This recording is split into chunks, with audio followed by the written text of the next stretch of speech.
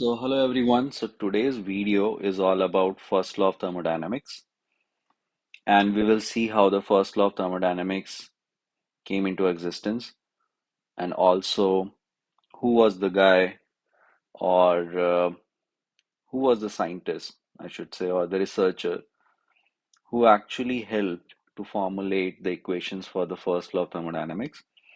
Also, we will try to see first law of thermodynamics applied to a closed system which is undergoing a cycle. And also, we will see what about the first law of thermodynamics when we talk not about the closed system, but about the system which is going through a transition in state. So, let's first begin with energy. Some good concept over here is energy. So, basically, when we talk about energy, energy can be in two states. One is in transit and one is in storage. Transit is in motion. So, in motion, it can be in the form of work or heat transfer, right? So the energy can be in the form of work and heat transfer in motion. And when it is in storage, it could be in the form of potential energy. Let's say water is stored in a tank or in dam or wherever. Or it could be, let's say another example is the batteries or your capacitors, they store energy. So these devices are an example of storage of energy. Now, why there is a difference? Because transit means because of the motion of the molecules, you are getting the energy. And storage is because they are in such a state, the molecules might be excited, they might be at elevation at certain height. They are in certain state because of their physical state, they have this position of energy. And that's why there are two forms, one in motion and one in storage. Now, let's discuss. This will come when we discuss further in the about the first law and in closed system, and also when a system is going a transition in state. So let's first discuss first law for a closed system which is undergoing a cycle. So if you think about a system which is undergoing a cycle, let me draw something here. So I have this x-axis here and y-axis here. I'm trying to formulate a cycle. So my process, it started from point 1,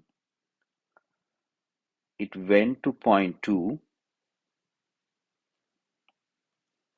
let's say. So when I started from point 1, this cycle go to point 2.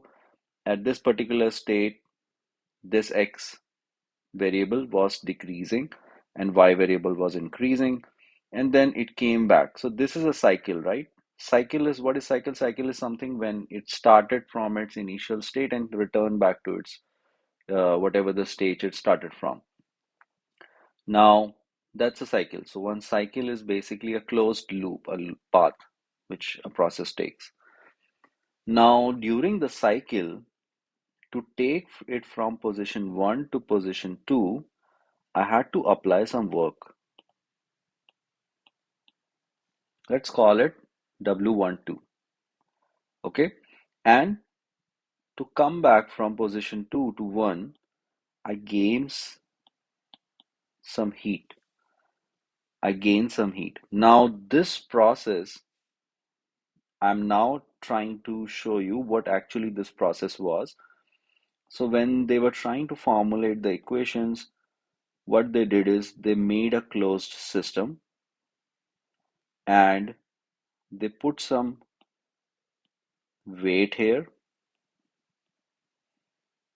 So this is a closed system. It has adiabatic walls in it, which means there could be no heat transfer. And this is the thickness of the wall. And they put some weight here, W. And this is a pulley over here.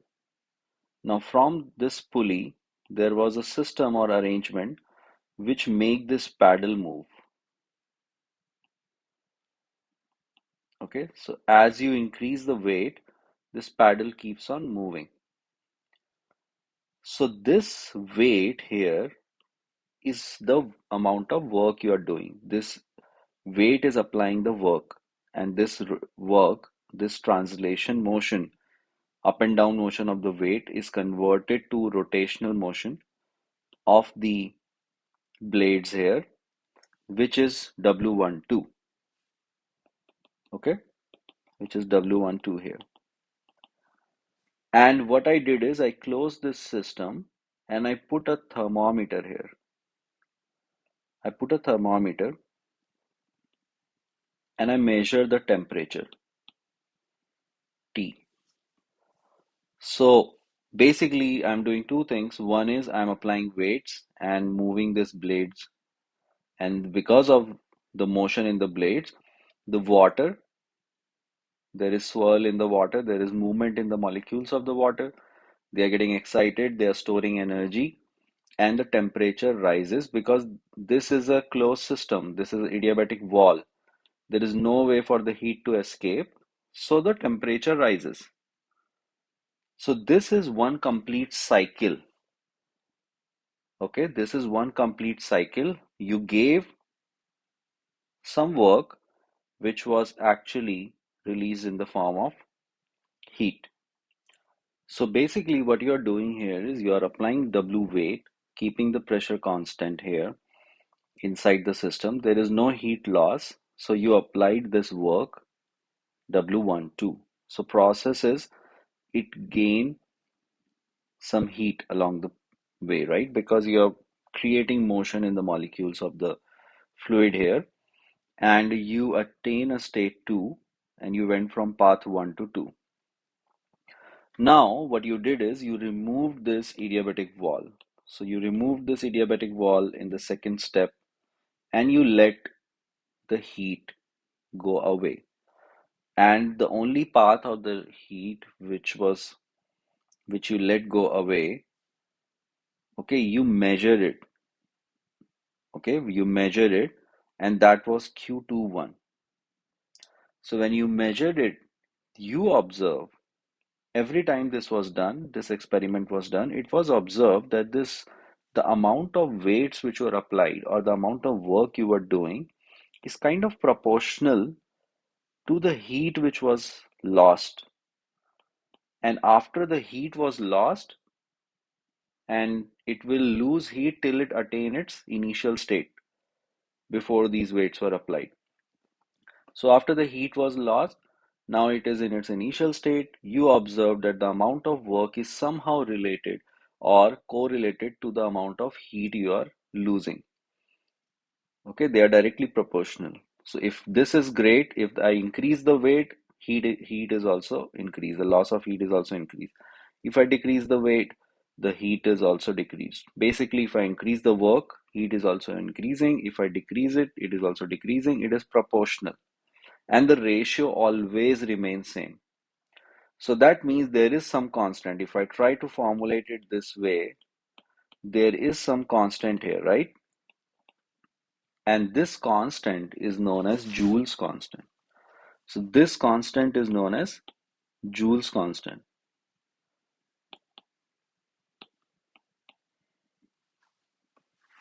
So that's the reason. Now, if you're performing this for a cycle, let's say this was just only one simple work we did, but let's say maybe there are multiple paddles, or maybe there are one work is that we are doing these rotation motion, but let's say other than that, we are also heating it up, or maybe we are doing some other rubbing, friction, applying friction to it, or maybe there are multiple paddles. So there could be multiple work. So if I define all the work together in a cycle, this I can say should be equal, right? Total amount of heat which we are producing, sum of all the heats and sum of all the work, this is equal, and the ratio is always constant, which is Joule's constant, J. This can also be expressed in this form. Now, don't concentrate on the symbols. This is just math, and this is only for convenience, but you can create your own symbol. The main goal of this equation here is the amount of work in a cycle. So integration means you are summing up all the small amount of work. Here also integration means you are summing up all the amount of heat. This is equal, and they are only equal. The ratio is always equal to Joule constant, which is denoted by J. And this is why Joule is given credit for this, because before Joule came, so Joule designed a series of experiments. He did this by applying paddle weights. He did this by electrical work. He applied different form of work. He and always observed that the heat which he obtained by applying work, whether it is a decrease or an increase, whatever it is, it always, the ratio always remain constant. Okay, so that's the reason Joule was given credit for this. Before Joule, heat was considered that this is something which is an invisible fluid which is flowing from a body of higher calorie to a body of lower calorie. But after Joule came, and that was the caloric theory of heat. But after Joule came, he established that heat is nothing but it's a form of energy only. Okay, and then thus he laid the foundation of first law of thermodynamics. So this is the first law of thermodynamics for a closed system which is undergoing a cycle. Now comes, how about a system which is undergoing a change? So first law for a system undergoing a change of state. Undergoing a change of state. So how about when a system is undergoing a change of state? Okay, we defined, okay, fine, the for a cyclic work, the amount of heat and the amount of work, the ratio always remain constant. It is expressed by Joule constant. But how about when the system is going a change of state? What that means is, in previously when I denoted my work, I said we are going from point 1 to point 2 and back to point 1. But now, when we are talking about state change, we are actually going from point 1 to point 2, but we are not coming back to initial state. There is a change of energy or change of state. Okay, or maybe from point 2 we go back to point 3, but we are not returning to the initial state. So this is not there.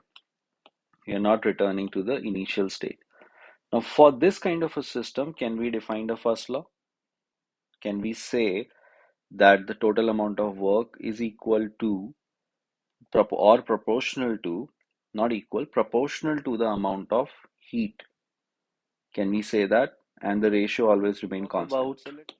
Till now we talk about, okay, first law which is applied for a closed system which is undergoing a cycle. But how about when we apply first law for a system which is going a transition in state or a change in state? So let's say this is a system here and you are applying heat to it and there is some work produced. But in the same process, it is not a cyclic process. You applied some heat, some work was produced, so it went from state 1 to state 2. So in this kind of a system, how do we define first law? So that's why where we learned that energy exists in two forms. One is in transit and one is in storage. So if we consider the net energy, okay, which is Q minus W, you applied some energy and you obtained some work. Okay, so if we take the difference, this actually is called internal energy, delta E. Okay, let's say this is the energy, and what we say that this is the energy in storage. So basically, you applied some heat here, okay, and you obtained work from it.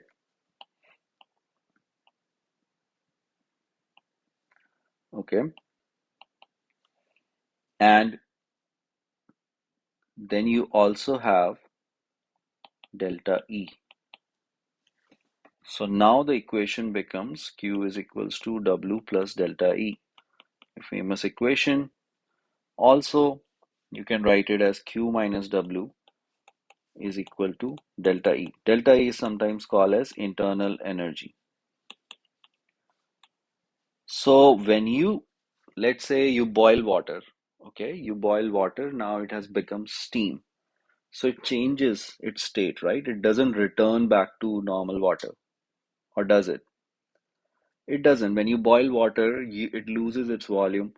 Okay, the molecule will expand, so the volume will increase. The volume in the container will decrease. So that's why it will lose molecules in the container there.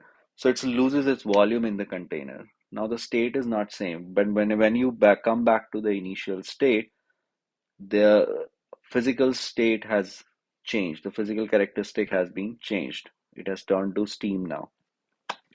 And basically, what it did is when you're trying to apply heat or when you're trying to apply work, now this is not a cyclic process, it's not coming back to its initial state.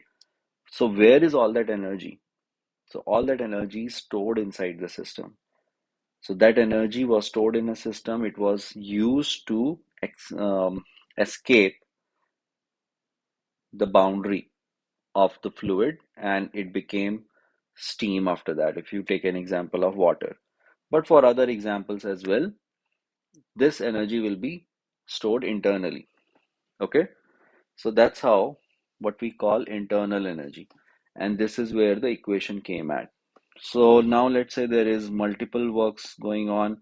You apply Q1, Q2, you also took Q3 out, you took Q4 out, something like that, and then you obtained W1, you gave W2, you gave W3, you got W4, whatever. So the sum of all this Q and this W, okay, this is the rise in internal energy or decrease in internal energy, whatever it is. And in simple terms, you can write this equation. Let's say if there are multiple, so you can just simply write Q1 plus Q2 plus Q3 is equals to delta E, which is internal energy, plus W1 plus W2 plus W3, all that. So this is how you derive the equation for first law. Now, so in today's lecture, what we studied is first of all transition. Energy exists in two forms. One is in transit and one is in storage. So in transit is when there is heat transfer or a mass transfer. In storage, the example could be your form of internal energy. Okay, and we applied those rules when we studied first law. So first law for a closed system which has a cyclic process, and then we studied first law for a closed system again, but at this time there was a change of state. So this is how first law is described. I hope this video was useful and you gained something from here.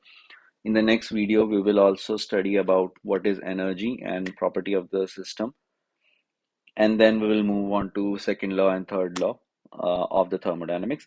If you like this video, please hit subscribe and like the video and share among your friends. It motivates me to put more videos like this, and I'll meet you in next video. Thank you so much.